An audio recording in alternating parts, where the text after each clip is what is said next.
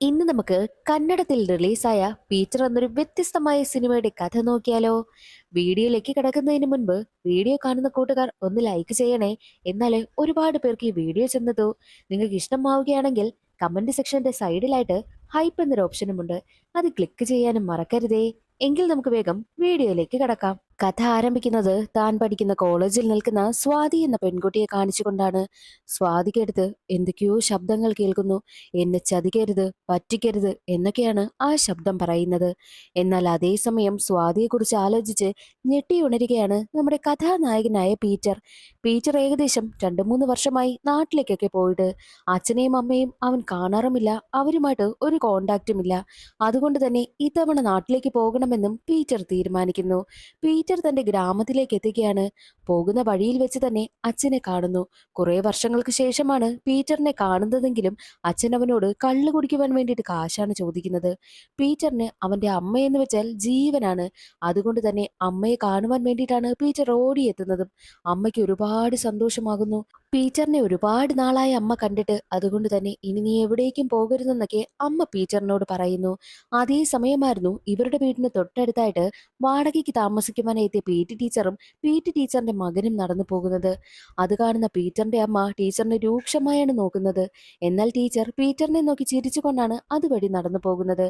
പീറ്ററിന് ഇപ്പോഴുള്ള ജീവിതത്തിന് മുൻപ് പീറ്ററിനൊരു അടിച്ചു പൊളിച്ചൊരു ലൈഫ് ഉണ്ടായിരുന്നു. അവന്റെ കൂട്ടുകാരുമൊക്കെ ആയിട്ട് നല്ല ജോളിയായിട്ടായിരുന്നു പീറ്റർ നടന്നിരുന്നത്. മാത്രവുമല്ല ശിങ്കാരിമേളത്തിന്റെ ഒരു ട്രൂപ്പ് തന്നെ അവർക്കുണ്ട്. നാട്ടിലെ ഉത്സവങ്ങളൊക്കെ വന്നു കഴിഞ്ഞാൽ പീറ്ററും കൂട്ടുകാരും ശിങ്കാരിമേളത്തിന് പോകുന്നത് പതിവായിരുന്നു. പീറ്റർ ആ നാട്ടിലെ തന്നെ കോളേജിലായിരുന്നു പഠിച്ചിരുന്നത്. അതേ കോളേജിൽ പഠിക്കുന്ന ജൂനിയർ പെൺകുട്ടിയായിരുന്നു ഈ സ്വാതി. സ്വാതിയെ ആദ്യ കാഴ്ചയിൽ തന്നെ പീറ്ററിന് ഒരുപാട് ഇഷ്ടമാകുന്നു. അതുപോലെ തന്നെ സ്വാതിക്കും പീറ്ററിനെ ഇഷ്ടപ്പെടുകയാണ്. രണ്ടുപേരും പരസ്പരം ഫ്രണ്ട്സ് ആവുകയും ചെയ്യുന്നു. തന്റെ സീനിയർ ആയതുകൊണ്ട് തന്നെ സ്വാതി എപ്പോഴും പീറ്ററിനോട് ഓരോ കാര്യങ്ങളൊക്കെ ചോദിച്ചു വരാറാണ് പതിവ്.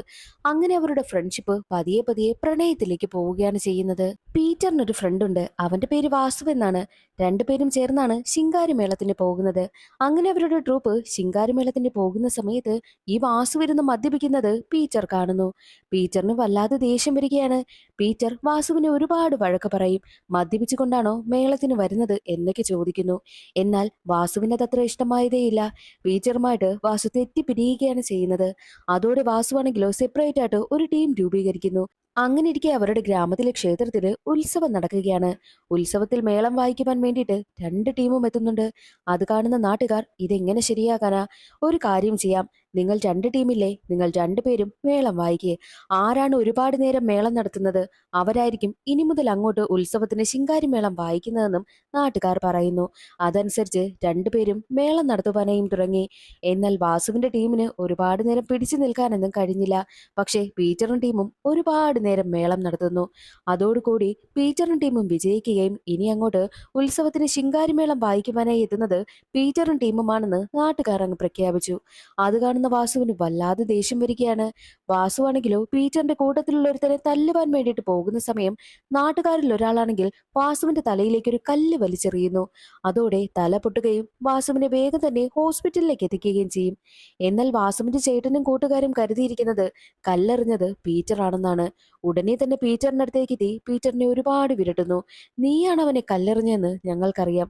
വാസുവിന് എന്തെങ്കിലും സംഭവിച്ചാൽ പിന്നെ നീ ജീവനോട് കൂടി ഉണ്ടാകില്ല എന്നൊക്കെയാണ് പീറ്ററിനെ വിരട്ടുന്നത്. താനല്ല എന്നുള്ള കാര്യം എത്ര തന്നെ പീറ്റർ പറഞ്ഞിട്ടും വാസുവിന്റെ ചേട്ടൻ കേൾക്കുന്നതേയില്ല. ആ ഒരു സംഭവത്തോടു കൂടി പീറ്ററിന്റെ ജീവിതം മാറി മറിഞ്ഞു. അവന്റെ ജീവിതത്തിൽ ഒട്ടും പ്രതീക്ഷിക്കാത്ത ചില കാര്യങ്ങളൊക്കെ സംഭവിച്ചു. അതെന്താണെന്നുള്ളത് നമുക്ക് വഴിയെ മനസ്സിലാകും. ആ ഒരു സംഭവത്തോടു കൂടിയാണ് പീറ്റർ നാടുവിട്ട് തന്നെ പോയത്. അന്നു മുതൽ അവരുടെ ഒരു ശിങ്കാരിമേള ടീം നയിച്ചുകൊണ്ട് പോകുന്നത് പീറ്ററിന്റെ കൂട്ടുകാരനായ പരമശിവനാണ്. പരമശിവനോട് ഓരോ കാര്യങ്ങൾ പറഞ്ഞ് സങ്കടപ്പെട്ടുകൊണ്ടിരിക്കുകയാണ് പീറ്റർ. മാത്രവുമല്ല പ്രണയിച്ചിരുന്ന സമയം സ്വാതിയുമായിട്ട് പോയ സ്ഥലങ്ങളൊക്കെ അവൻ ഒന്നുകൂടി പോയി കാണുകയും ചെയ്യുന്നുണ്ട്. സ്വാതിക്ക് എന്താണ് സംഭവിച്ചെന്നാൽ സ്വാതി ഇപ്പോൾ ജീവനോട് കൂടിയില്ല. അവൾ മരണപ്പെട്ടു പോയി. അവൾക്ക് എന്താണ് സംഭവിച്ചെന്ന് വഴിയെ നമുക്ക് മനസ്സിലാകും. സ്വാതിയുമായിട്ടുള്ള ഓർമ്മകളൊക്കെ അവൻ കരഞ്ഞുകൊണ്ട് ഓർത്തുകൊണ്ടിരിക്കുക. മാത്രവുമല്ല കിടക്കുന്ന സമയത്തും അവളുമായിട്ട് ഒന്നായിരുന്ന നിമിഷങ്ങളെക്കുറിച്ച് അവൻ ചിന്തിച്ച് കരയുകയും ചെയ്യുന്നു. അതേ സമയത്തായിരുന്നു ആരോ വാതിലിൽ മുട്ടുന്നത്. പക്ഷേ ഇത് സാധാരണ മുട്ടുന്നത് പോലെയല്ല, എന്തോ ആയുധം വെച്ച് തട്ടുന്നത് പോലെയുണ്ടായിരുന്നു. പേടിച്ച് പേടിച്ചവൻ വാതിൽ തുറക്കുന്ന സമയത്ത് വാതിൽ മുട്ടിയത് അവന്റെ അമ്മ തന്നെയായിരുന്നു. അമ്മ പ്രേതബാധ ഏറ്റതുപോലെ നിൽക്കുകയാണ്. എന്റെ മകൻ ഡേവിഡിനെ മന്ത്രവാദിനിയുടെ കയ്യിൽ നിന്ന് രക്ഷിക്കണം, അവനെ അവൾ കൊല്ലുമെന്നൊക്കെ പറഞ്ഞാണ് അമ്മ ബഹളമുണ്ടാക്കുന്നത്. ഏത് മന്ത്രവാദിനിയുടെ കാര്യമാ അമ്മ പറയുന്നത്? ദേ, അടുത്ത വീട്ടില് വാടകയ്ക്ക് താമസിക്കുവാനെത്തിയ ജെസ്സിയില്ലേ, അവളുടെ കാര്യമാ. അവൾ ആ മന്ത്രവാദിനിയാ. അവൾ എന്റെ മകനെ കൊല്ലുമെന്ന് പറഞ്ഞ് അമ്മ വല്ലാതെ ബഹളം വയ്ക്കുന്നു. നമ്മുടെ നായകന്റെ പേര് പീറ്റർ എന്നല്ലേ? അമ്മയുടെ മകനും പീറ്റർ അല്ലേ? പിന്നെ എന്തിനാണ് അമ്മ ഡേവിഡ് എന്ന് പറയുന്നതെന്ന് അതിന് പിന്നിലും ഒരു കഥയുണ്ട്. അതും വഴിയെ മനസ്സിലാകും. സ്കിപ്പ് ചെയ്യാതെ കാണണേ. അമ്മയുടെ ചോദ്യങ്ങൾക്ക് പീറ്ററിന്റെ മറുപടി, അയ്യോ അമ്മ, അവിടെ താമസിക്കുന്നത് ഒരു പാവം സ്ത്രീയാ. അവരുടെ പേര് ജെസ്സി എന്നൊന്നുമല്ല. അവരൊരു PT ടീച്ചറാ. ആ സ്ത്രീയും അവരുടെ മകനും മാത്രമേ അവിടെയുള്ളൂ. നമ്മളായിട്ട് എന്തിനാ അവരെ ശല്യം ചെയ്യാൻ പോകുന്നത് എന്നൊക്കെ പറഞ്ഞ് അമ്മയെ സമാധാനിപ്പിച്ച് റൂമിലേക്ക് അയക്കുന്നു. അതിനുശേഷം ടീച്ചർ മുള്ളിയിട്ട് വന്ന് കിടക്കുകയാണ്. എന്നാൽ ടീച്ചർ മുള്ളിയ സ്ഥലം ആ ടീച്ചറിന്റെ വീടിന് മുന്നിലായിരുന്നു. ടീച്ചർ രാവിലെ എഴുന്നേൽക്കുന്ന സമയത്ത് നന്നായി മൂത്രത്തിന്റെ സ്മെല്ലുമുണ്ട്. തന്റെ മകനാണ് മുള്ളിയതെന്ന് കരുതി മകനെ ഒരുപാട് വഴക്ക് പറഞ്ഞിട്ട് ബക്കറ്റും വെള്ളവുമായി വന്ന് അവിടെ മുക്കി കഴുകി വൃത്തിയാക്കും. ഇതെല്ലാം ടീച്ചർ കാണുന്നുണ്ട്. അയ്യോ, അവരുടെ വീടിന് മുന്നിലാണല്ലോ മുള്ളിയത്. എന്തായാലും അവരുടെ മകനാണെന്നല്ലേ കരുതിയിരിക്കുന്നത്. ഇനി അങ്ങനെ തന്നെ ഇരിക്കട്ടെ എന്നും ടീച്ചർ കരുതുന്നു. പതിവ് പോലെ PT ടീച്ചർ തന്റെ മകനെയും കൊണ്ട് സ്കൂളിലേക്ക് പോകുന്നു. ടീച്ചർ വർക്ക് ചെയ്യുന്ന അതേ സ്കൂളിൽ തന്നെയാണ് മകനും പഠിക്കുന്നത്. എന്നാൽ അതേ സ്കൂളിലുള്ള ഒരു അധ്യാപകന് PT ടീച്ചറിനെ നല്ല നോട്ടമുണ്ട്. ടീച്ചറിന്റെ അടുത്ത് ഒലിപ്പിച്ചൊലിപ്പിച്ച് സംസാരിക്കുവാനായും വരുന്നുണ്ട്. എന്നാൽ ടീച്ചറാണെങ്കിൽ അതൊന്നും മൈൻഡ് ചെയ്യത്തേയില്ല. അങ്ങനെ അവരുടെ ദിവസങ്ങളൊക്കെ മുൻപോട്ട് പോവുകയാണ്. ടീച്ചർ വീട്ടിലില്ലാത്ത സമയമെല്ലാം ടീച്ചറിന്റെ മകനുമായിട്ട് പീറ്റർ സമയം ചിലവഴിക്കാറുണ്ടായിരുന്നു. ഒരു ദിവസം ടീച്ചർ സ്കൂൾ വിട്ട് വരുന്ന വഴിയിൽ ടീച്ചർ അവിടെ ടീച്ചറിനെ കാത്തു നിൽക്കുകയാണ്. ഇവൻ എന്തിനാ എന്നെ കാത്തു നിൽക്കുന്നത്? ഇവൻ എന്താ വേണ്ടത് എന്നൊക്കെ ചിന്തിച്ച ടീച്ചർ വെപ്രാളപ്പെട്ട് അവിടെ നിന്ന് നടന്നു പോകുന്നു. ഒരു വശത്തൊരു സാറ്, മറ്റൊരു വശത്തൊരു ടീച്ചർ. ഇതെന്ത് നാടാ? ഈ നാട് മോശമാണല്ലോ. ഇവരെയൊക്കെ നേരിട്ട് ഞാൻ എങ്ങനെ ഇവിടെ ജീവിക്കാനാ എന്നൊക്കെ ടീച്ചർ ചിന്തിക്കുന്നു. അന്നേ ദിവസം അമ്മയ്ക്ക് മരുന്ന് വാങ്ങുവാൻ വേണ്ടിയിട്ട് പീറ്റർ മെഡിക്കൽ സ്റ്റോറിലേക്ക് പോകുന്നു. അവിടെ എത്തുന്ന സമയത്താണ് ഒരു വർഷമായിട്ട് ആ ഒരു മരുന്ന് വരുന്നില്ല എന്നുള്ള കാര്യം മെഡിക്കൽ സ്റ്റോറുകാരൻ പറയുന്നത്. പീറ്ററിന്റെ അമ്മയ്ക്ക് ചെറിയ മാനസിക പ്രശ്നമുണ്ട്. അതിന്റെ ടാബ്ലറ്റ് ആണ് കഴിച്ചുകൊണ്ടിരിക്കുന്നത്. ഒരു വർഷമായിട്ട് അമ്മ ടാബ്ലറ്റ് കഴിക്കുന്നില്ലെങ്കിൽ അമ്മയ്ക്കിപ്പോൾ പ്രശ്നമുണ്ടല്ലേ എന്നുള്ള കാര്യമൊക്കെ പീറ്റർ ചിന്തിക്കുന്നു. അങ്ങനെ വീട്ടിലേക്ക് വന്ന് തന്റെ തുണിയെല്ലാം മടക്കി വെച്ചുകൊണ്ട് നിൽക്കുന്ന സമയമായിരുന്നു ആരോ കതകിൽ മുട്ടുന്നത്. കതക് തുറന്നു നോക്കുന്ന സമയത്തോ അമ്മയായിരുന്നു അത്. ആ ജെസ്സി, അവൾ എന്റെ മകനെ കൊണ്ടുപോകും. ആ മന്ത്രവാദിയിൽ നിന്നും എന്റെ മകനെ രക്ഷിക്കണം. ദേ, അവൾ അടുത്ത് താമസിക്കുകയല്ലേ, അവളെ കൊല്ലണം എനിക്കെന്ന് പറഞ്ഞ് കത്തിയുമായിട്ടാണ് നിൽക്കുന്നത്. അത് കാണുന്ന പീറ്റർ, അത് നമുക്ക് ചെയ്യാം അമ്മേ. അമ്മ എന്തായാലും ഇപ്പോൾ സമാധാനമായിട്ടിരിക്കെ, ഞാൻ തന്നെ അവരെ അവിടെ നിന്ന് പറഞ്ഞു വിടാമെന്നൊക്കെ പറഞ്ഞ് അമ്മയെ റൂമിൽ കൊണ്ടുവന്ന് കിടത്തുകയാണ് ചെയ്യുന്നത്. അതേസമയം അപ്പുറത്തെ വീട്ടിലെ PT ടീച്ചറാണെങ്കിലോ കുളിക്കുവാനായി കയറുന്ന സമയം ആരോ തന്നെ ഒളിഞ്ഞു നോക്കുന്നത് പോലെ PT ടീച്ചർക്ക് തോന്നുന്നു. അത് യഥാർത്ഥത്തിൽ പീറ്റർ ആയിരുന്നു. ഉടനെ തന്നെ PT ടീച്ചറാണെങ്കിലോ ഡ്രസ്സൊക്കെ മാറിയിട്ട് വേഗം വീടിനകത്തേക്കും കയറുന്നു. ടീച്ചർക്ക് വല്ലാതെ പേടിയാകുവാനായും തുടങ്ങി. അവൻ തന്നെ എന്തെങ്കിലും ചെയ്യുമോ എന്ന് ടെൻഷനായി ടീച്ചർക്ക്. അങ്ങനെ ടീച്ചർ മകനുമായിട്ട് ഉറങ്ങുവാനായി കിടക്കുന്ന സമയം കയ്യിലൊരു കത്തിയും കരുതിക്കൊണ്ടാണ് ടീച്ചർ കിടക്കുന്നത്. അതേ സമയം വീടിനകത്തേക്ക് ആരോ പ്രവേശിക്കുന്നു. അത് പീറ്റർ ആയിരുന്നു. ടീച്ചർ ഉടനെ തന്നെ തന്റെ അടുത്തേക്ക് വരുന്ന പീറ്ററിനെ കത്തി കൊണ്ട് കുത്തി കൊലപ്പെടുത്തുകയാണ്. സത്യത്തിൽ അത് ടീച്ചറിന്റെ സ്വപ്നമായിരുന്നു. പീറ്റർ തന്നെ വല്ലതും ചെയ്യുമോ എന്നുള്ള ചിന്ത ടീച്ചറിന്റെ മനസ്സിലുള്ളത് കൊണ്ടാണ് ടീച്ചർ അങ്ങനെയൊക്കെ സ്വപ്നം കാണുന്നത്. എന്നാൽ മറ്റൊരു വശത്ത് പീറ്റർ തന്റെ കാമുകിയെ സ്വാതിയെക്കുറിച്ച് ചിന്തിക്കുകയാണ്. കോളേജിൽ പഠിച്ചിരുന്ന സമയത്ത് ഇവർ രണ്ടുപേരും പ്രണയത്തിലായിരുന്നല്ലോ. സ്വാതി പലപ്പോഴും ടീച്ചറിനോട് ടീച്ചറിന്റെ വീട്ടുകാരെ കുറിച്ചൊക്കെ ചോദിക്കുമായിരുന്നു. നമ്മൾ എന്തായാലും പഠിത്തമൊക്കെ കഴിഞ്ഞ് വിവാഹം കഴിക്കും, ഇനിയെങ്കിലും നിന്റെ വീട്ടുകാരെ കുറിച്ച് എന്നോട് പറഞ്ഞുകൂടെ എന്ന് സ്വാതി ചോദിക്കുമ്പോൾ, ഞാനത് മനഃപൂർവ്വം നിന്നോട് പറയാതിരുന്നതാ. പറഞ്ഞാൽ നീ എന്ത് കരുതുമെന്നൊക്കെ കരുതിയാ ഞാനൊന്നും പറയാത്തതെന്ന് പറഞ്ഞ് തന്റെ കുടുംബത്തെക്കുറിച്ച് പറയുവാനായും ആരംഭിച്ചു. ഈ ടീച്ചറിന് ഒരു ചേട്ടനുണ്ടായിരുന്നു. ചേട്ടന്റെ പേരാണ് ഡേവിഡ്. അമ്മയ്ക്ക് ഏറ്റവും കൂടുതൽ ഇഷ്ടം മൂത്ത മകനായ ഡേവിഡിനെയായിരുന്നു. അതുകൊണ്ട് തന്നെ മകൻ ഒരുപാട് അലഞ്ഞു തിരിഞ്ഞ് അവസാനം സിറ്റിയിൽ നിന്നും ഒരു പെൺകുട്ടിയെ കണ്ടെത്തുകയാണ്. അവളുടെ പേരായിരുന്നു ജെസ്സി. വിവാഹം കഴിഞ്ഞതോടുകൂടി ടീച്ചറിന്റെ വീടിന് തൊട്ടടുത്തായിട്ട് ഒരു വീടുണ്ട്. ആ വീട്ടിലാണ് ഇപ്പോൾ PT ടീച്ചർ താമസിക്കുന്നത്. അതേ വീട്ടിലായിരുന്നു ജെസ്സിയും ഡേവിഡും താമസിച്ചിരുന്നത്. എന്നാൽ വിവാഹം കഴിഞ്ഞ് സിറ്റിയിൽ നിന്നും ഈ ഗ്രാമത്തിലേക്ക് എത്തിയ ജെസ്സിക്ക് ആ ഒരു ലൈഫ് സ്റ്റൈലൊന്നും അത്ര ഇഷ്ടപ്പെടുന്നതേ ഉണ്ടായിരുന്നില്ല. അവൾക്കാണെങ്കിലോ AC ഇല്ലാതെ ജീവിക്കാൻ പറ്റില്ല. അവളുടെ വീട് AC ഉള്ളതാണ്, വലിയ വീടാണ്. പക്ഷേ ഇത് ചെറിയ വീട്, ACയും ഒന്നുമില്ല. സൗകര്യമൊന്നും ഇല്ലാത്തത് കൊണ്ട് ആ ഒരു കാര്യമൊക്കെ ജെസ്സി ഡേവിഡിനോട് പറയുമായിരുന്നു. ആദ്യ രാത്രി തന്നെ വീടിനെക്കുറിച്ചുള്ള പരാതികളായിരുന്നു ജെസ്സി പറഞ്ഞുകൊണ്ടേയിരുന്നത്. പിന്നീട് ദിവസങ്ങൾ കടന്നു പോകുന്തോറും ജെസ്സിയുടെ പരാതികൾ കൂടി കൂടി വന്നുകൊണ്ടേയിരുന്നു. ബാംഗ്ലൂരാണല്ലോ അവളുടെ സ്ഥലം. ഞാൻ ബാംഗ്ലൂരിലായിരുന്ന സമയത്ത് അവിടെ എപ്പോഴും തിരക്കൊക്കെയായിരുന്നു. അമ്പലങ്ങളും ചർച്ചും ഒക്കെ ഉണ്ടായിരുന്നു. ഇവിടെ അങ്ങനെയൊന്നുമില്ലാത്തൊരു പട്ടിക്കാട്. എന്റെ ജീവിതമേ പോയി. എനിക്ക് ബാംഗ്ലൂരേക്ക് പോകണമെന്നുള്ള കാര്യം ജെസ്സി പറയുന്നു. എന്നാൽ ഡേവിഡ് അത് കേൾക്കുവാനായിട്ട് കൂട്ടാക്കുന്നില്ല. ഡേവിഡിന്റെ മറുപടി, ഞാൻ ബാംഗ്ലൂർ വന്നു കഴിഞ്ഞാൽ എന്റെ അച്ഛനെയും അമ്മയും പിന്നെ പഠിക്കാൻ പോകുന്ന അനുജനെയും ആരാ നോക്കുന്നത്? അതുകൊണ്ട് എനിക്കിവിടെ നിൽക്കാനേ കഴിയൂ. എന്റെ അച്ഛനെയും അമ്മയും അനുജനെയും വിട്ട് ഞാൻ വരില്ല എന്നും ഡേവിഡ് പറയും. ജെസ്സിക്ക് എങ്ങനെയെങ്കിലും ഡേവിഡിനെയും കൊണ്ട് ബാംഗ്ലൂരേക്ക് പോകണം. അവിടെ പോയി നമുക്ക് സെറ്റിലാകാം. അവിടെ ജോലിയൊക്കെ ചെയ്ത് ജീവിക്കാമെന്ന് പലതവണ ജെസ്സി പറയും. എന്നാൽ ഡേവിഡ് കേൾക്കില്ല എന്ന് മനസ്സിലാക്കിയ ജെസ്സി പിന്നീട് അവളുടെ പെരുമാറ്റം മറ്റൊന്നായിരുന്നു. ഡേവിഡിനോട് മിണ്ടാറേയില്ല. എപ്പോഴും അവൾ കണ്ണാടിക്ക് മുന്നിലിരുന്ന് മേക്കപ്പ് ഒക്കെ ചെയ്ത് അവൾക്കിഷ്ടമുള്ള ആഹാരവും കഴിച്ച് അവൾ കയറി കിടന്നുറങ്ങും. ഡേവിഡിന് വേണ്ടിയിട്ട് ആഹാരമൊന്നും ഉണ്ടാക്കി വെക്കത്തേയില്ല. അവൾക്ക് അവളുടെ കാര്യം മിണ്ടാൻ പോലും കൂട്ടാക്കില്ല. ഡേവിഡ് അടുത്ത് ഉറങ്ങുവാനായി വന്ന് കിടക്കുന്ന സമയത്തും ജെസ്സി അവന്റെ അടുത്തേക്ക് ഒന്ന് മിണ്ടുവാൻ പോലും തയ്യാറാകുന്നില്ല. ഡേവിഡ് തൊടുന്നത് പോലും ജെസ്സിക്ക് ഇഷ്ടമേ അല്ല. അങ്ങനെയായി അവളുടെ സ്വഭാവം. എന്നാൽ ഇതൊന്നും സഹിക്കാനാകാത്ത ഡേവിഡ് തന്റെ അമ്മയ്ക്ക് അടുത്ത് വന്ന് പരാതി പറയുന്നു. ജെസ്സി പറയുന്നത് ബാംഗ്ലൂർ പോയി സെറ്റിലാകാമെന്നാണ്. പക്ഷേ ഞാൻ പോയി കഴിഞ്ഞാൽ അമ്മയുടെയൊക്കെ കാര്യം എന്താകും? അമ്മ ഒരു പെണ്ണല്ലേ? പെണ്ണിന്റെ മനസ്സ് അമ്മയ്ക്ക് മനസ്സിലാകില്ലേ? അമ്മ അവളെ പറഞ്ഞൊന്ന് മനസ്സിലാക്കെന്നും ഡേവിഡ് പറയുന്നു. ഉടനെ തന്നെ ഡേവിഡിന്റെ അമ്മ ജെസ്സിയെ കാണുവാൻ വേണ്ടിയിട്ടും എത്തും. അപ്പോൾ ജെസ്സി കണ്ണാടിക്ക് മുന്നിലിരുന്ന് മേക്കപ്പ് ചെയ്തുകൊണ്ടിരിക്കുകയാണ്. എപ്പോഴും കണ്ണാടിയുടെ മുന്നിലിരുന്ന് ഇങ്ങനെ മേക്കപ്പ് ചെയ്തുകൊണ്ടിരിക്കും. അവന് വേണ്ടിയിട്ട് വല്ല ആഹാരമെങ്കിലും നീ ഉണ്ടാക്കി കൊടുക്കുന്നു. നിനക്ക് അവനെയും കൊണ്ട് ബാംഗ്ലൂർ പോകണമെന്ന് പറഞ്ഞു. എന്റെ മകനായ ഡേവിഡ് ബാംഗ്ലൂർ വന്നു കഴിഞ്ഞാൽ ഞങ്ങൾ എങ്ങനെ ജീവിക്കാനാ? അവനെയും കൊണ്ട് പോകുവാനൊന്നും പറ്റില്ല. നിങ്ങളുടെ ജീവിതം ഇവിടെയാണ് ജീവിക്കേണ്ടതെന്നും അമ്മ പറയുന്നു. അത് കേട്ട ജെസ്സിക്ക് വല്ലാതെ ദേഷ്യം വരികയാണ്. ഈ വീട്ടില് ഒരു AC ഉണ്ടോ? ഇവിടെ വല്ല വാഹന സൗകര്യവുമുണ്ടോ? ഒന്നുമില്ലാത്തൊരു പട്ടിക്കാടല്ലേ ഇതെന്നൊക്കെ ചോദിക്കുമ്പോൾ, ഈ വീട്ടിലെ AC വെച്ച് തന്നാൽ നിന്റെ പ്രശ്നം തീരുമോ? ഇല്ല, എനിക്ക് എന്റെ നാട്ടിലേക്ക് തന്നെ പോകണം.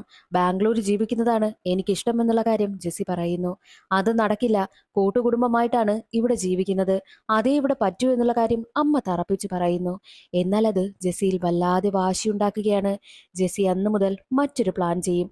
വീട്ടിലേക്ക് എത്തുന്ന ഡേവിഡിനെ വീടിനകത്ത് പിടിച്ച് പൂട്ടിയിടുകയാണ്. ഒരു കാര്യത്തിന് പോലും പുറത്തിറങ്ങാറേയില്ല. ആഹാരം എങ്ങനെ കഴിക്കുമെന്ന് ചോദിച്ചാൽ കുറച്ച് സാധനങ്ങളൊക്കെ വാങ്ങി വെച്ചിട്ടുണ്ട്. അതൊക്കെ വെച്ച് അവർ ആഹാരം പാകം ചെയ്യും. വീടിന്റെ വാതിൽ തുറക്കുന്നതേയില്ല. അത് ഡേവിഡിന്റെ അമ്മ ശ്രദ്ധിക്കുന്നുണ്ട്. പലതവണയായിട്ട് അമ്മ ഡേവിഡിനെ വിളിക്കും. എന്നാൽ ആരും തന്നെ വാതിൽ തുറക്കുന്നുമില്ല. വാതിൽ തുറന്നു കഴിഞ്ഞാൽ നിങ്ങൾ ഇനി ഒരിക്കലും എന്നെ കാണില്ല. ഞാൻ ഇവിടെ നിന്നും എന്റെ വീട്ടിലേക്ക് പോകുമെന്ന് പറഞ്ഞ് ജെസ്സി ഭീഷണിപ്പെടുത്തിക്കൊണ്ടേയിരുന്നു. ജെസ്സിക്കൊപ്പം ജീവിക്കണമെന്ന കൊതി ഡേവിഡിനുള്ളത് കൊണ്ട് തന്നെ ഡേവിഡ് വാതിൽ തുറക്കാറായി. ഏകദേശം 3 ദിവസം അവർ അതുപോലെ തന്നെ ജീവിച്ചു. അമ്മ പലതവണയായിട്ട് വന്ന് വാതിൽ തുറക്കുവാനായിട്ട് ആവശ്യപ്പെട്ടിട്ടും ആരും അത് കേട്ടതേയില്ല. തന്റെ മകനെ കാണാതെ അമ്മ വല്ലാതെ പ്രയാസപ്പെടുന്നുണ്ട്. എന്നാൽ ഒരു ദിവസം മകൻ വല്ലതും കഴിച്ചോ ഇല്ലയോ എന്നൊന്നും അറിയാതെ അമ്മ ഒരു മീനും കറി വെച്ച് മകന് വെച്ച് നീട്ടുന്നു. ഡേവിഡിന് അമ്മയുടെ കയ്യിൽ നിന്നും ആഹാരം വാങ്ങണമെന്ന് നല്ല ആഗ്രഹം. അമ്മയോട് സംസാരിക്കണമെന്നും അവൻ ആഗ്രഹം. അത് മനസ്സിലാക്കിയ ജെസ്സി ഒരു കാര്യം പ്ലാൻ ചെയ്യുന്നു. ഇപ്പോഴത്തെ നിങ്ങളുടെ അമ്മയുടെ അവസ്ഥയിൽ നിങ്ങളുടെ അമ്മയോട് ചെന്നിട്ട് ബാംഗ്ലൂർ പോകുവാനായിട്ടുള്ള അനുവാദം ചോദിക്കണം. അവർ തന്നില്ല എന്നുണ്ടെങ്കിൽ പിന്നീടുള്ള കാര്യം പിന്നീട് നോക്കാമെന്നും ജെസ്സി പറയുന്നു. ആ ഒരു പ്ലാനിലാണ് ജെസ്സി ഡേവിഡിനെ ഇറക്കി വിടുന്നതും. ഡേവിഡ് സന്തോഷത്തോടു കൂടി അമ്മയ്ക്കടുത്തേക്ക് ഓടി വരുന്നു. എന്നാൽ അമ്മ പറയുന്നത് ഇവളൊരു രാക്ഷസിയാണ്. ഇവൾക്കൊപ്പം ഇനി എന്റെ മോൻ ജീവിക്കണ്ട. ഇവളെ ഡിവോഴ്സ് ചെയ്യണമെന്നും അമ്മ പറയുന്നു. ജെസ്സി എന്ത് പ്ലാൻ ചെയ്തു, അമ്മ എന്ത് നടത്തുന്നു? അത് കാരണം ജെസ്സിക്ക് വല്ലാതെ ദേഷ്യം വരികയും ജെസ്സി ഉടനെ തന്നെ വീടിനകത്ത് കയറി കതകടയ്ക്കുന്നു. അത് കാണുന്ന ഡേവിഡ് അവൾക്ക് പിന്നാലെ ചെന്ന് അവളെ സമാധാനിപ്പിച്ച് അവനും അകത്തേക്ക് കിടക്കുകയാണ്. ജെസ്സി ഉടനെ തന്നെ കതകങ്ങ് ലോക്ക് ചെയ്യുന്നു. എന്നിട്ട് മണ്ണെണ്ണ കുപ്പിയെടുത്ത് തന്റെ ദേഹത്ത് കൂടി ഒഴിക്കും. അവൾ തീ കൊളുത്തുവാനായി നിൽക്കുന്നത് പോലെ അമ്മ കാണുന്ന സമയത്ത് ഉടനെ തന്നെ എന്താ നീ കാണിക്കുന്നതെന്ന് അമ്മ ചോദിക്കുന്നു. എന്നാൽ ജെസ്സി പറയുന്നത്, ഞങ്ങളെ രണ്ടുപേരെയും സ്വാതന്ത്ര്യമായിട്ട് ജീവിക്കുവാൻ വേണ്ടിയിട്ട് നിങ്ങൾ സമ്മതിക്കില്ലല്ലേ? അങ്ങനെയാണെങ്കിൽ ഇനി നിങ്ങളുടെ മുന്നിൽ തന്നെ ഞങ്ങൾ മരിക്കും.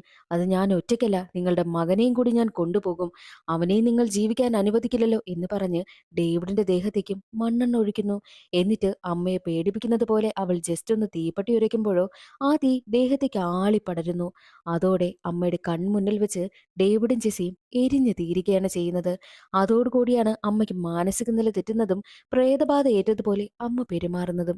ഈ ഒരു കാര്യങ്ങളെല്ലാം പീറ്റർ തന്റെ കാമുകിയെ സ്വാതിയോട് തുറന്നു പറഞ്ഞിരുന്നു. ആ സീനെല്ലാം അവസാനിച്ച് പ്രസന്റ് സിറ്റുവേഷനാണ് കാണിക്കുന്നത്. വീട്ടിലേക്ക് വരികയായിരുന്നു പീറ്റർ. എന്നാൽ പീറ്റർ വരുന്ന വഴിയിൽ ആരോ ഒരു നൈസായിട്ടുള്ള കയറ് കെട്ടിവെച്ചിരിക്കുകയാണ്. അതവന്റെ കഴുത്തിൽ കുരുങ്ങിയാൽ ഉറപ്പായിട്ടും അവൻ മരണപ്പെടും. പക്ഷേ ജസ്റ്റ് മിസ്സിനാണ് അവൻ രക്ഷപ്പെടുന്നതും. ആരോ തന്നെ കൊല്ലാൻ ശ്രമിക്കുന്നു എന്നുള്ള കാര്യം പീറ്ററിന് നന്നായിട്ട് മനസ്സിലായി. അങ്ങനെയാണ് പീറ്റർ വീട്ടിലേക്ക് എത്തുന്നതും. അതേസമയം പി ടി ടീച്ചറിന്റെ മകനെ വീട്ടിൽ കാണുന്നില്ല. ടീച്ചറിന് സംശയം പീറ്ററിനെ ആയിരുന്നു. പീറ്റർ തന്റെ മകനെ കടത്തിവെച്ചിരിക്കുകയാണോ എന്ന സംശയം ടീച്ചറിനുണ്ടാകുന്നു. ഉടനെ തന്നെ പീറ്ററിന്റെ അടുത്തേക്ക് അത് ചോദിക്കുവാൻ വേണ്ടിയിട്ട് എത്തുകയാണ്. ഞാൻ നിങ്ങളുടെ മകനെ എന്ത് ചെയ്യാനാ? അങ്ങനെ ചെയ്തിട്ട് എനിക്ക് എന്ത് നേടാനാ എന്നൊക്കെ പീറ്റർ പറയുമ്പോഴും അതൊന്നും കേൾക്കുവാനായിട്ട് ടീച്ചർ കൂട്ടാക്കുന്നതേയില്ല. അതേ സമയമായിരുന്നു പീറ്ററിന്റെ വീടിനകത്തു നിന്നും പി ടി ടീച്ചറിന്റെ മകന്റെ കരച്ചിൽ കേൾക്കുന്നത്. പീറ്റർ ചെന്ന് നോക്കുമ്പോഴോ പീറ്ററിന്റെ അമ്മ ടീച്ചറിന്റെ മകനെ പിടിച്ചു വെച്ച് ദ്രോഹിക്കുകയാണ്. അവനെ ഒരുപാട് ടോർച്ചർ ചെയ്ത് പേടിപ്പിച്ചു കൊണ്ടേയിരിക്കുന്നു. നീ ജെസ്സിയുടെ മകനല്ലേ, ജെസ്സിയുടെ മകനല്ലേ എന്നൊക്കെ ചോദിച്ചാണ് അവന് വിരട്ടുന്നതും. അത് കാണുന്ന പീറ്റർ കുട്ടിയെ രക്ഷിച്ച് ടീച്ചറിന്റെ കയ്യിൽ ഏൽപ്പിച്ചിട്ട് അമ്മയെ ഒരുപാട് വഴക്ക് പറയും. നിങ്ങളുടെ ജെസ്സി മരണപ്പെട്ടു പോയി, നിങ്ങളുടെ മകനും മരണപ്പെട്ടു പോയി. റിയാലിറ്റി നിങ്ങളൊന്ന് മനസ്സിലാക്ക്. അപ്പുറത്തെ വീട്ടിൽ താമസിക്കുന്നത് നിങ്ങളുടെ ജെസ്സിയൊന്നുമല്ല, അത് പി ടി ടീച്ചറും മകനുമാണ്. അല്ലാതെ ആ കുട്ടി നിങ്ങളുടെ ജെസ്സിയുടെ മകളല്ല എന്നൊക്കെ പറഞ്ഞ് അവൻ ഒരുപാട് വഴക്ക് പറയുന്നു. പുറത്തേക്ക് വന്ന പീറ്റർ പി ടി ടീച്ചറിനോട് പറയുന്നുണ്ട്, നിങ്ങൾ ഇവിടെ ജീവിക്കുന്നത് നിങ്ങൾക്ക് സേഫ് അല്ല. ഇനിയും പ്രശ്നങ്ങൾ ഉണ്ടായിക്കൊണ്ടേയിരിക്കും. അതുകൊണ്ട് വേറൊരു വീട്ടിലേക്ക് മാറി താമസിക്കുന്നതാണ് നിങ്ങൾക്ക് നല്ലതെന്നുള്ള കാര്യം പീറ്റർ പറയുമ്പോഴും എനിക്ക് നല്ല ധൈര്യമാണ് ജീവിക്കുവാനായിട്ട്. ആരും എന്നോട് ഒരു കാര്യവും പറഞ്ഞു തരണ്ട. ആര് പറഞ്ഞാലും ഞാൻ കേൾക്കത്തുമില്ല. ഞാൻ ഇവിടെ തന്നെ ജീവിക്കുമെന്ന് പറഞ്ഞിട്ട് ടീച്ചർ അവിടെ നിന്ന് പോകുന്നു. പി ടി ടീച്ചർ ആ നാട്ടിലേക്ക് വന്നതിന്റെ ഒരേ ഒരു ഉദ്ദേശം ടീച്ചറിനെ കൊല്ലുക എന്നത് മാത്രമായിരുന്നു. എന്നാൽ മറ്റൊരു വശത്ത് ഫ്ലാഷ് ബാക്ക് ആണ് കാണിക്കുന്നത്. പീറ്റർ തന്റെ കാമുകിയെ സ്വാതിയെ കാണുവാൻ വേണ്ടിയിട്ടും എത്തുന്നു. സ്വാതി താൻ പ്രഗ്നന്റ് ആണെന്നുള്ള കാര്യം പീറ്ററിനോട് പറയുകയാണ്. അത് കേട്ട പീറ്ററിന് ഒരുപാട് സന്തോഷമാവുകയും ഉടനെ തന്നെ നമുക്ക് വിവാഹം കഴിക്കാമെന്നും പറയുന്നു. അതേ സമയമായിരുന്നു കൂട്ടുകാരനായ പരമശിവനിൽ നിന്നും പീറ്ററിന് കോൾ വരുന്നത്. ഉത്സവത്തിന് വാസുവുമായിട്ട് പ്രശ്നമുണ്ടായില്ലേ, വാസുവിന്റെ തലപൊട്ടി അവൻ ഹോസ്പിറ്റലിൽ കിടക്കുകയായിരുന്നല്ലോ. എന്നാൽ വാസു മരണപ്പെട്ടുവത്രേ. ഉടനെ തന്നെ നീ ഈ നാട്ടിൽ നിന്ന് പോകണം. വാസുവിന്റെ ചേട്ടൻ നിന്നെ അന്വേഷിച്ച് നടക്കുകയാണെന്നുള്ള കാര്യമൊക്കെ പരമശിവൻ പറയുന്നു. അതുകൊണ്ട് തന്നെ പീറ്റർ തന്റെ കാമുകിയോട് നടന്ന കാര്യമൊന്നും പറയാതെ നീ കുറച്ചുനാൾ സേഫായിട്ട് നിന്റെ ഹോസ്റ്റലിൽ തന്നെ കഴിയണം, ഞാൻ ഉടനെ വന്ന് നിന്നെ കൂട്ടിക്കൊണ്ടു പോകാമെന്ന് പറഞ്ഞിട്ടാണ് പീറ്റർ അവിടെ നിന്ന് പോകുന്നത്. പീറ്റർ പോകുന്നിടമെല്ലാം അവനെ ഫോളോ ചെയ്ത് വാസുവിന്റെ ആളുകൾ ഉണ്ടായിരുന്നു. അതുകൊണ്ട് തന്നെ അവരുടെ കണ്ണിലൊന്നും പെടാതെ മറ്റൊരു നാട്ടിലേക്ക് മാറി നിൽക്കാമെന്നും പീറ്റർ തീരുമാനിക്കും. അങ്ങനെ നാളുകൾ കടന്നു പോവുകയാണ്. പീറ്ററിനെ കാണാത്തത് കൊണ്ട് തന്നെ എപ്പോഴും സ്വാതി കോള് ചെയ്തുകൊണ്ടേയിരുന്നു. പക്ഷേ അവനെ കിട്ടുന്നതുമില്ല. എന്നാൽ ഒരു ദിവസം പരമശിവനിൽ നിന്നും പീറ്ററിന് കോള് വരും. അവൻ പറഞ്ഞ കാര്യം കേട്ട് പീറ്റർ ഞെട്ടിപ്പോവുകയാണ്. സ്വാതി ആത്മഹത്യ ചെയ്തുവെന്ന്. അതറിഞ്ഞതോടുകൂടി പീറ്റർ ആകെ തകർന്നു പോകുന്നു. ഇനി നീ ഒരു 2 വർഷത്തേക്കെങ്കിലും ഈ നാട്ടിലേക്ക് വരരുത്. വന്നാൽ ഇതെല്ലാം നിന്റെ മേൽ വരും. അതുകൊണ്ട് നീ എവിടെങ്കിലും മാറി നിൽക്കുന്നതാ നല്ലതെന്ന് പരമശിവൻ പറഞ്ഞതുകൊണ്ടാണ് പീറ്റർ 2-3 വർഷത്തോളം നാട്ടിലേക്കൊന്നും വരാതെ നിന്നത്. എന്നാൽ ഇപ്പോൾ പ്രശ്നങ്ങളെല്ലാം അവസാനിച്ചതോടുകൂടിയാണ് നാട്ടിലേക്ക് വന്നത്. പീറ്ററിനെ കൊല്ലുവാൻ വേണ്ടിയിട്ട് പല തക്കങ്ങളും പി ടി ടീച്ചർ നോക്കിക്കൊണ്ടേയിരുന്നു. പി ടി ടീച്ചർ പീറ്ററിന് വേണ്ടിയിട്ടാണ് കെണിയൊരുക്കിക്കൊണ്ടേയിരുന്നതും. എന്നാൽ അതേ സമയമായിരുന്നു പീറ്റർ മറ്റൊരു കാര്യം അറിയുന്നത്. പീറ്ററിനെ ചതിച്ചത് മറ്റാരുമല്ല, പീറ്ററിന്റെ കൂട്ടുകാരനായ പരമശിവൻ തന്നെയാണ്. പരമശിവത്തിന് ആ ശിങ്കാരി മേളത്തിന്റെ ട്രൂപ്പ് താൻ തന്നെ മുന്നോട്ട് നടത്തണം. അതായിരുന്നു പരമശിവത്തിന്റെ ലക്ഷ്യം. പക്ഷെ അത് നടത്തിക്കൊണ്ടു പോകുന്നത് പീറ്റർ ആണല്ലോ. അതിൽ നിന്നുമെല്ലാം പീറ്ററിനെ എങ്ങനെയെങ്കിലും പിന്നോട്ട് വലിക്കണം. അതിനു വേണ്ടിയിട്ട് പരമശിവൻ ചെയ്തതാണ് ആൾക്കൂട്ടത്തിനിടയിൽ നിന്ന് വാസുവിനെ കല്ലെറിഞ്ഞത്.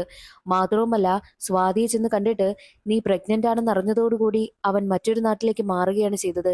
നിന്നെ ചതിച്ചതാണെന്ന് സ്വാതിയോട് പറഞ്ഞതുകൊണ്ടാണ് സ്വാതിയും ആത്മഹത്യ ചെയ്തത്. എല്ലാത്തിനും പിന്നിൽ പരമശിവനാണ്. ഇതറിഞ്ഞുകൊണ്ട് പീറ്റർ തന്റെ വീട്ടിലേക്ക് വരുന്ന സമയം തന്നെയായിരുന്നു പീറ്ററിനടുത്തേക്ക് പി ടി ടീച്ചർ വരുന്നത്. അവനെ ആക്രമിക്കുകയും ചെയ്യുന്നുണ്ട്. നിങ്ങൾ എന്തിനാണ് എന്നെ ആക്രമിക്കുന്നത്? ഞാനും നിങ്ങളും തമ്മിൽ എന്താണ് പ്രശ്നമെന്ന് പി ടി ടീച്ചറിനോട് ചോദിക്കുമ്പോൾ അപ്പോഴാണ് കഥയിൽ വലിയൊരു ട്വിസ്റ്റ്. പി ടി ടീച്ചർ മറ്റാരുമല്ല, സ്വാതിയുടെ സ്വന്തം ചേച്ചി തന്നെയാണ്. നീ കാരണമാണ് എന്റെ സഹോദരി മരണപ്പെട്ടത്. ആ നീ ഇനി ജീവനോടെ ഇരിക്കാൻ പാടില്ല എന്ന് പറഞ്ഞിട്ടാണ് പീറ്ററിനെ ആക്രമിക്കുന്നതും. അതേസമയം പരമശിവനും അവിടേക്ക് വരുന്നു. ടീച്ചറും പീറ്ററും തമ്മിൽ തല്ലുകൂടുന്നത് കണ്ട് പരമശിവൻ സന്തോഷിച്ചുകൊണ്ട് നിൽക്കുകയാണ്. അതേസമയം പീറ്റർ ടീച്ചറിനോട് പറയുക, നിങ്ങളുടെ സഹോദരി മരിക്കുവാനായിട്ടുള്ള കാരണവും എന്റെ ജീവിതം ഇങ്ങനെ തകർന്നു പോകുവാനായിട്ടുള്ള കാരണവും ഇവൻ തന്നെയാണെന്ന് പറഞ്ഞ് നടന്ന കാര്യങ്ങളെല്ലാം ടീച്ചറിനോട് പറയുന്നു. അതോടുകൂടി ടീച്ചറിന് വല്ലാതെ ദേഷ്യം വരികയും പരമശിവനെ കൊല്ലുവാനിടം ചെല്ലും. 3 പേരും രണ്ടുപേരും ചേർന്ന് വലിയ ഫൈറ്റ് തന്നെ നടക്കുന്നു. ആ ഫൈറ്റിനൊടുവിൽ PT ടീച്ചർ പരമശിവത്തിനെ കൊല്ലുകയാണ് ചെയ്തത്. ടീച്ചർ തന്റെ സഹോദരിയുടെ മരണത്തിന് ഉത്തരവാദിയായ ആളിനെ കൊന്നുകളഞ്ഞു. അതോടുകൂടി ടീച്ചറിന്റെ പ്രതികാരവും പൂർത്തിയായി. ടീച്ചർ പീറ്ററിനോട് പറയുന്നുണ്ട്, നീയാണ് എല്ലാത്തിനും കാരണമെന്നാണ് ഞാൻ കരുതിയത്. പക്ഷേ നീ എന്റെ സഹോദരിയെ ആത്മാർത്ഥമായിട്ടാ സ്നേഹിച്ചിരുന്നത്. എന്നാൽ എല്ലാം ഇങ്ങനെ സംഭവിച്ചു പോയി. ഇനി എന്തായാലും ഞങ്ങൾ ഇവിടെ നിൽക്കുന്നില്ല എന്ന് പറഞ്ഞ് PT ടീച്ചർ തന്റെ മകനെയും കൂട്ടി അവിടെ നിന്ന് പോകുവാനായി ഇറങ്ങുന്നു. സത്യത്തിൽ PT ടീച്ചറിനൊപ്പമുള്ള മകൻ മറ്റാരുമല്ല, സ്വാതിയുടെ കുഞ്ഞ് തന്നെയാണ്. അതായത് പീറ്ററിന്റെയും സ്വാതിയുടെയും കുഞ്ഞ്. PT ടീച്ചർ ആ മകനുമായിട്ട് അവിടെ നിന്ന് പോകുന്നത് കാണുമ്പോൾ പീറ്ററിന്റെ അമ്മയ്ക്ക് ഒരുപാട് സന്തോഷമാകും. ഇത്രയും നാള് പീറ്ററിന്റെ അമ്മ കരുതിയിരുന്നത് ആ സ്ത്രീ മറ്റാരുമല്ല, അവരുടെ മരുമകളായിട്ടുള്ള ജെസി തന്നെയാണെന്നാണ്. ആ ജെസിയാണല്ലോ അവിടെ നിന്നും പോകുന്നത്. അതുകൊണ്ട് അമ്മയ്ക്ക് ഒരുപാട് സന്തോഷമാകുന്നു. അതോടുകൂടി അമ്മയുടെ അസുഖവും തീരുകയാണ്. സിനിമയുടെ കഥയും അവിടെ അവസാനിക്കുന്നു. ഇന്നത്തേത് ഒരു വ്യത്യസ്തമായ കഥയാണ്. നിങ്ങൾക്ക് ഇഷ്ടമായെന്ന് കരുതുന്നു. ഒന്ന് ലൈക്ക് ചെയ്ത് സപ്പോർട്ട് ചെയ്യാനും മറക്കരുതേ.